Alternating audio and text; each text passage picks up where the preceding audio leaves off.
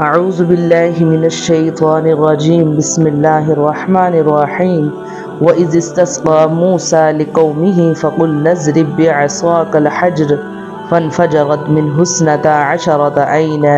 قَدْ عَلِمَ كُلُّ أُنَاسٍ مَّشْرَبَهُمْ كُلُوا وَاشْرَبُوا مِن رِّزْقِ اللَّهِ وَلَا تَعْثَوْا فِي الْأَرْضِ مُفْسِدِينَ۔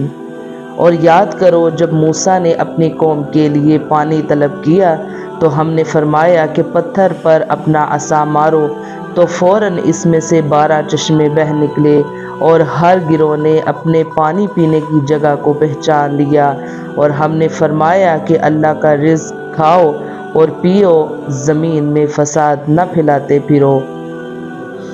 اس آیت میں لوگوں کا انبیاء کرام کی بارگاہ میں استعانت کرنے اور انبیاء کرام کے ان کی مشکل کشائی فرمانے کا ثبوت بھی ہے۔ پتھر سے چشمہ جاری کرنا حضرت موسیٰ علیہ السلام کا عظیم معجزہ تھا، جبکہ ہمارے آقا حضور سید المرسلین نے اپنی مبارک انگلیوں سے پانی کے چشمے جاری فرمائے، اور یہ اس سے بھی بڑھ کر معجزہ تھا۔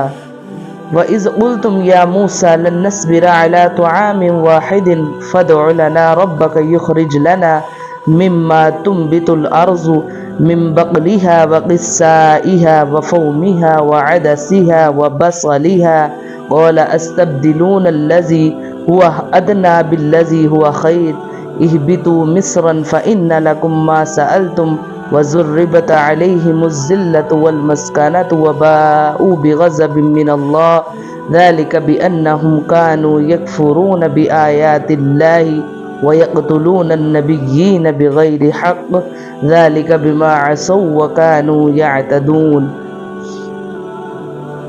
اور جب تم نے کہا اے موسیٰ ہم ایک کھانے پر ہرگز صبر نہیں کر سکتے، لہٰذا آپ اپنے رب سے دعا کیجئے کہ ہمارے لیے وہ چیزیں نکالے جو زمین اگاتی ہے، جیسے ساگ اور ککڑی اور گندم اور مسور کی دال اور پیاز۔ فرمایا کیا تم بہتر چیز کے بدلے میں گھٹیا چیز مانگتے ہو؟ اچھا پھر ملک مصر یا کسی شہر میں قیام کرو، وہاں تمہیں وہ سب کچھ ملے گا جو تم نے مانگا ہے۔ اور ان پر ذلت اور غربت مسلط کر دی گئی، اور وہ خدا کے غضب کے مستحق ہو گئے۔ یہ ذلت و غربت اس وجہ سے تھی کہ وہ اللہ کی آیتوں کا انکار کرتے تھے اور انبیاء علیہ السلام کو ناحق شہید کرتے تھے، اور یہ اس وجہ سے تھی کہ انہوں نے نافرمانی کی اور وہ مسلسل سرکشی کر رہے تھے۔ بنی اسرائیل نے ساگ ککڑی وغیرہ جو چیزیں مانگی، ان کا مطالبہ گناہ نہ تھا، لیکن من سلوہ جیسی نعمت بے محنت چھوڑ ان کی طرف مائل ہونا پست خیالی ہے۔ جب بڑوں سے نسبت ہو تو دل و دماغ اور سوچ بھی بڑی بنانی چاہیے۔ بنی اسرائیل بلند مراتب پر فائز ہونے کے بعد جن وجوہات کی بنا پر ذلت و غربت کی گہری کھائی میں گرے، کاش ان وجوہات کو سامنے رکھتے ہوئے عبرتوں اور نصیحت کے لیے ایک مرتبہ مسلمان بھی اپنے اعمال و افعال کا جائزہ لے لے اور اپنے ماضی و حال کا مشاہدہ کرے۔ ان الذین آمنوا والذین ہادوا والنصارى والصابئین من آمن باللہ والیوم الآخر وعمل صالحا فلہم اجرہم عند ربہم ولا خوف علیہم ولا ہم یحزنون۔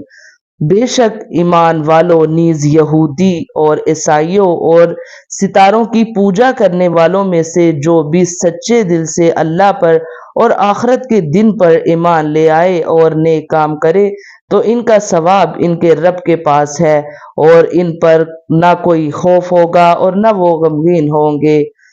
وَإِذْ أَخَذْنَا مِيثَاقَكُمْ وَرَفَعْنَا فَوْقَكُمُ الطُّورَ خُذُوا مَا آتَيْنَاكُمْ بِقُوَّةٍ وَاذْكُرُوا مَا فِيهِ لَعَلَّكُمْ تَتَّقُونَ۔ اور یاد کرو جب ہم نے تم سے عہد لیا اور تمہارے سروں پر طور پہاڑ کو معلق کر دیا اور کہا کہ مضبوطی سے تھامو اس کتاب کو جو ہم نے تمہیں عطا کی ہے، اور جو کچھ اس میں بیان کیا گیا ہے اسے یاد کرو، اس امید پر کہ تم پرہیزگار بن جاؤ۔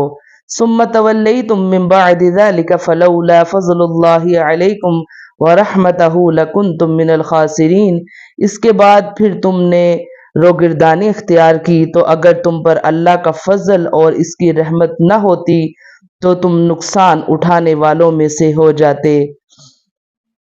اس صورت میں عہد پورا کرنے پر مجبور کرنا پایا جا رہا ہے۔ اس حوالے سے یاد رہے کہ دین قبول کرنے پر جبر نہیں کیا جا سکتا، البتہ دین قبول کرنے کے بعد اس کے احکام پر عمل کرنے پر مجبور کیا جائے گا۔ اس کی مثال یوں سمجھے کہ کسی کو اپنے ملک میں آنے پر حکومت مجبور نہیں کرتی، لیکن جب کوئی ملک میں آ جائے تو حکومت اسے قانون پر عمل کرنے پر ضرور مجبور کرے گی۔ وَلَقَدْ عَلِمْتُمُ الَّذِينَ اعْتَدَوْا مِنْكُمْ فِي السَّبْتِ فَقُلْنَا لَهُمْ قِرَدَةً خَاسِئِينَ، اور یقیناً تمہیں معلوم ہے وہ لوگ جنہوں نے تم میں سے ہفتے کے دن میں سرکشی کی، تو ہم نے ان سے کہا کہ دھتکارے ہوئے بندر بن جاؤ۔ فَجَعَلْنَاهَا نَكَالًا لِمَا بَيْنَ يَدَيْهَا وَمَا خَلْفَهَا وَمَوْعِظَةً لِلْمُتَّقِينَ،